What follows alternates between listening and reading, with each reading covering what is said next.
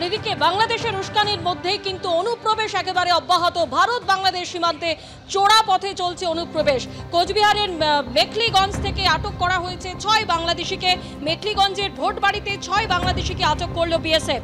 চোরা পথে ভারতে ঢুকে মুম্বাইয়ে কাজের খোঁজে গেছিল বাংলাদেশিরা।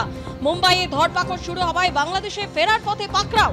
অনুপ্রবেশে সাহায্য করার অভিযোগে গ্রেপ্তার আরও একজন।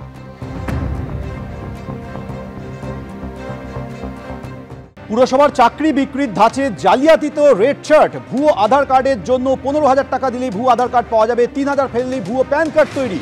জাল বার্থ সার্টিফিকেট পেতে গেলে দিতে হতো 12,000 টাকা। টাকা ফেললেই হাতে নাতে তৈরি হতো জাল পরিচয়পত্র।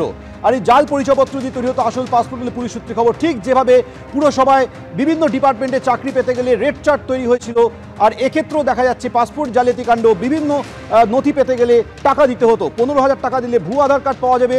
3,000 টাকা ফেললি প্যান কার্ড, আর জাল বার্থ সার্টিফিকেট পেতে গেলে দিতে হতো 12,000 টাকা। অর্থাৎ সেই পুরসভায় নিয়োগ দুর্নীতির প্রক্রিয়া ফলো করা হয়েছে এবার পাসপোর্ট জালিয়াতি চক্রের ক্ষেত্রে।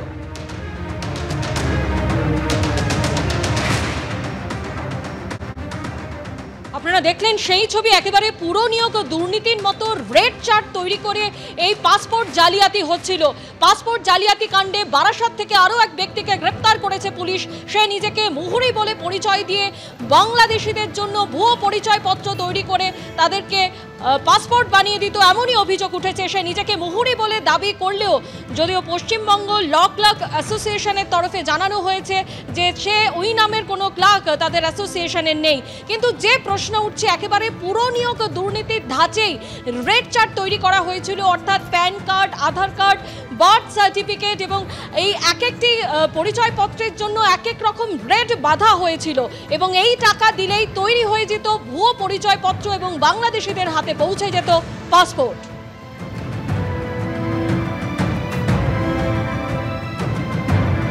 আপনারা জানেন যে এর আগেই পাসপোর্ট জালিয়াতি কাণ্ডে এক সাব ইন্সপেক্টর, যে একেবারে পাসপোর্ট ভেরিফিকেশনের দায়িত্বে ছিলেন, আব্দুল হাই, তাকে গ্রেপ্তার করা হয়েছিল। আর এবার বারাসাত থেকে গ্রেপ্তার করা হলো নিজেকে মুহুরি বলে পরিচয় দেওয়া এক ব্যক্তিকে। সে একেবারে ভুয়ো পরিচয়পত্র তৈরি করত, বাংলাদেশিদের জন্য পাসপোর্ট বানিয়ে দিত এই ভুয়ো পরিচয়পত্র তৈরি করে।